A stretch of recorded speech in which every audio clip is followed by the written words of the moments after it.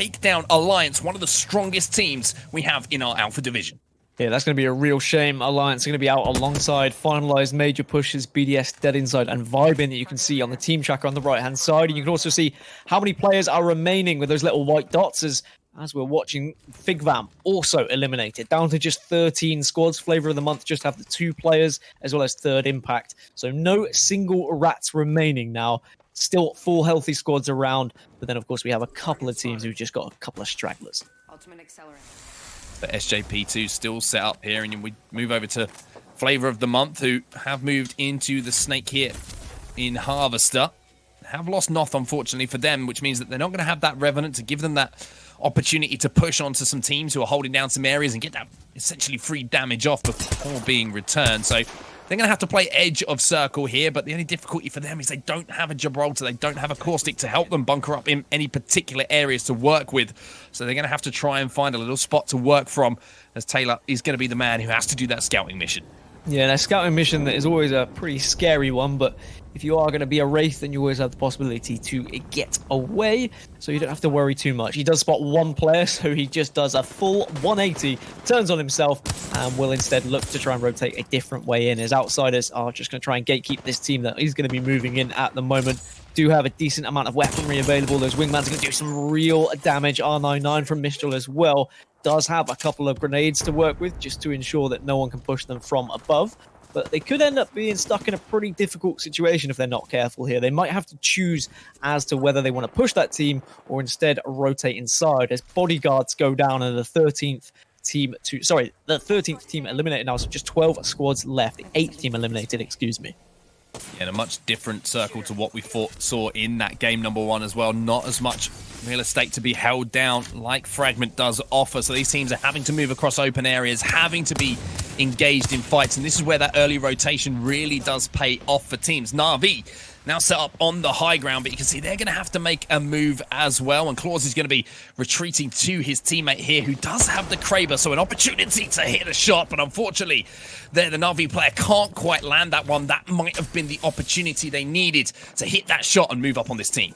Surprisingly, Na'Vi weren't able to win any of their games in the Bravo lobby, despite getting promoted, of course. They just weren't able to get that elusive champion victory. Instead, they were just able to succeed based off the amount of kills they were able to pick up, as well as a fairly consistent amount of games with their placement points. But North now are winners from match number 1, and another team that was promoted from Bravo are being a real nuisance to Flavor of the Month. Pierre goes down, and it's just going to be Taylor now. Now, we have seen Taylor very successful as a rat in previous games, but as a reminder, Flavor of the Month, they struggled in match number 1. They haven't been able to find too many kills in match number 2 here as well. So big responsibility on Taylor's shoulders to survive and pick up some very important placement points. 12 squads remaining for him to have to navigate his way round as well. Nasky, Strafe, and Dell, no surprise to see them still involved as well. And you can see that Dell as well has a fully leveled Evo shield to be working with on the Wraith. And you can see the portal in front of them. They're just trying to land some shots on those teams who are going to be rotating through there. Frag grenades are going to go in, and big damage coming in from Nasky as well on the Watson. So although they don't get the downs they were looking for, they do manage to get one. As you can see in the kill feed here, Strafe is going to pick up the kill, or the down I should say, onto Hardeki. It was the finish, excuse me. And now we're going to see them have to take their time a little bit more, and they're set up center zone here as we can see the shift actually towards this Springs area of the map. So the teams who are set up a little bit area on that higher ground are going to have to navigate their way down into these buildings. Nasky, Strafe, and Dell basically set up the crystal maze inside this building at this point, so if anyone wants to push them, they'll have to have some sort of assistance, maybe from a bold man. Not you, Mark, I meant the host of the crystal maze, don't worry too much. Na'Vi are going to be in a position where at least they're in the circle. They can gatekeep a couple of teams that are going to be pushing in, make sure they take down that Watson ult to ensure that no one's healing up for free. Another squad gets eliminated. I think that might have been LG actually taken out of the game. We'll see in a minute in the team tracker. Yes, it is. Luminosity out, and we're down to just 11 squads.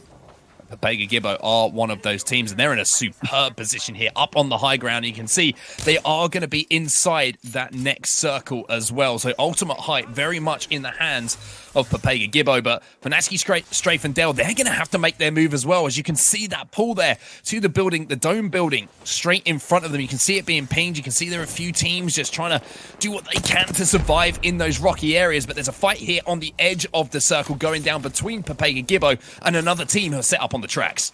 Yeah, both do have the high ground, so at least they'll be able to shoot any teams that are going to be below them, but it's the fact they have to rotate so heavily into that dome building you were talking about, so they're going to probably have to take this fight before they even think about it. But it's who's going to have the cojones, who's going to say, we're going to push in, we're going to get aggressive. Outsiders are the kill leader at the moment. They've picked up a decent amount of kills and a decent amount of kill points as well that will be doubled in this lobby. But Papega Gibbo seem to be just being patient here. They have the easier drop into this next circle. They've got the rope just to the left of them, so they can descend into somewhat of a comfortable spot. So they don't have to be too aggressive. They can wait, and wait they will, and their patience will pay off. They're able to get some free shots here onto Outsiders, but Outsiders managed to get below the bridge, and somehow, in this tiny circle, we still have 11 squads, so I'm expecting to see a lot in the kill feed in the next couple of seconds. The Outsiders, although they managed to get out of dodge away from Papega Gibbo, the damage that was done has just created kills for other teams. One of the Outsiders players was dropped in that engagement. So for Papega Gibbo here, they can play this track. They can be a little bit more patient than the other teams who are trying to stay alive in this lobby. One team who have managed to survive in this lobby and have done a superb job of it are North, the winners of our game number 1, the team who were promoted in the final position, as beautiful shots coming from Tashin there to back that player down in the building, and they're not happy with just those shots being landed. It looks like they want to relocate off of that push now that angle has been cut off. 4 squads went down in that little push with the circle that got ever so slightly smaller. Nasky, Strafe, and Dell still find themselves in a really decent position to work with. Papega Gibbo have been able to claw onto the edge of the circle, right on the edge of the bridge, like you said, Mark, so they didn't even have to descend. This is such an amazing position for them because they're in the next circle as well. You could argue in one of the most advantageous spots on the map right now, and doing some real damage, just being a real nuisance to this team that's down in Dome. The other team that you could say has the other most advantageous point. So these are the two teams we have to look at, Papega Gibbo and that team that is in Dome. So once we get an indication of who that is, I can kind of get a better insight as to who the other team that might be contesting them. But Na'Vi, again, a Kraber to work with, and Imps is doing some damage, just has to be careful from these teams up above.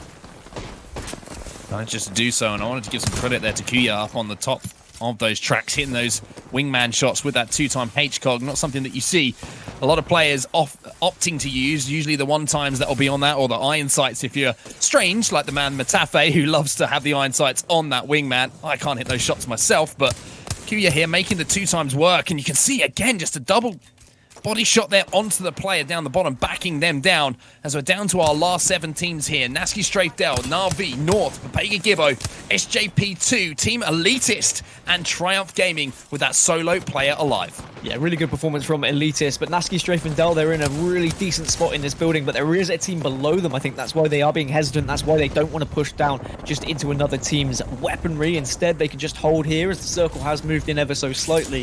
Still 7 squads. Everyone's been able to move in. Everyone's been able to find a little bit of a real estate, but not much to work with now at this point. You just need to have a healthy squad, and to be honest, everyone does except Triumph. There's only 1 rat left in these 7 squads. Well, RPR has the Devo in hand, and it's going to help him get some kill points on the board as well. The defensive bombardment's going to come in from a Gibraltar, so they're going to have to take their time and not peek and make sure they can get those heals off. Going to be helped and assisted by that gold armor, of course. And now Denze, last player alive here for SJP2, manages to get the down, and he also managed to sneak in and get a revive as well. So if he can get 1 player back in the action here, they might have a chance of sneaking up some placement points. Yeah, he's just hoping that there was enough distraction on the map, and it looks like he has been able to get that revive up. Papega Gibbo still have the high ground to work with here, and they're just kind of scouting across the rest of the map to see if there's any bullets flying where they can get some information and do some damage from up here. A fully charged Evo shield will be spotted across the map, but all the other teams, Mark, they're all right next to each other, whether they're above, below, or to the side. They're all pretty much in touching distance at this point. It's all going to come down to these next 45 seconds. Who is going to be able to successfully move into this end circle, and who's going to be able to catch any of the movers at the same time? I kind of want to watch Papega Gibbo at the moment because they're up on that high ground. Teams are going to have to rotate, and the fact that they've got that Pathfinder as well, they might be able to zip in late here as SJP2 have not only managed to get one revive, they managed to get their full complement of players back into this game. So SJP2, from a position that looked a little bit perilous at one point towards this endgame, are now going to be a big part of the action. Well, North are going to be the first team to kind of make their way towards that circle, but 3 Wraith portals are there. This is going to be absolute carnage, and Papega Gibbo are going to be above it all, like angels in the sky, but they are not going to be helpful angels whatsoever. They're going to make this hell for everyone pushing in. So a moment of quiet here just as we see that circle about to close. The dome's going to go down. You can see the zip line being set up, and they're going to take this as late as possible. Tashin for North is going to be inside this circle as well, with the shotgun shots going in and running out, and RPR now is one of those players who is still involved in this battle. The Devo's going to be shot. It's just Wraith portaling at the moment. Who is going to be the team who can survive this all out? It looks like North might be that team who can get things done. The Devo is going to do the final damage. North will win back-to-back games here. They played the portal absolutely perfectly, and the Devo is so devastating when it comes down to those 1v1s right at the end. Yeah, North were just in such a good position where they were the closest team. Even though they portaled, they were closest to that next circle, so they were able to wait a little bit longer before they went through the portals, do at least a little bit of damage, go back through the portal, and then be the last surviving team out of the